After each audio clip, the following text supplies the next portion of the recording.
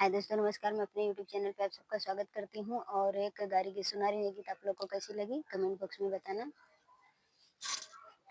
गोरी गोरी बहिया में हरी हरी चूड़िया हो, गोरी गोरी बहिया में हरी हरी चूड़िया, अरे आरी आरी सोहेला कंगनवा, सीताराम से भजो।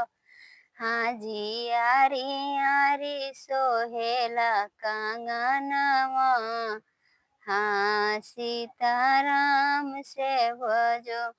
वह कंगना पहिनैनी दुल्हे कै बहिनी हो, वह कंगना पहिनैनी दुल्हे कै बहिनी, अरे घूमी घूमी मंगैनी जोरानवा, हाँ सीताराम से भजो।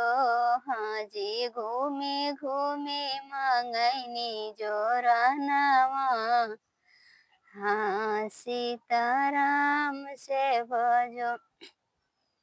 अपनी महालिया से बोले हमर भैया हो, अपने महालिया से बोले हमर भैया, अरे हम देबै तुहाँ का जोरानवा, हाँ सीताराम से भजो। हाँ जी, हम देबै तुहाँ का जोरानवा, हाँ सीताराम से भजो। ओही जोरनवा बहिला ए सगुन जगइन हो, ओही जोरनवा बहिला ए सगुन जगवै, अरे रही गई गोदी में गदेलवा, हाँ सीताराम से भजो। हाँ जी, होई गई गोदी में गदेलवा, हाँ सीताराम से भजो। गोरी गोरी बहिया में हरी हरी चूड़िया हो, गोरी गोरी बहिया में हरी हरी चूड़िया, अरे आरी आरी सोहेला कंगनवा, हाँ सीताराम से भजो।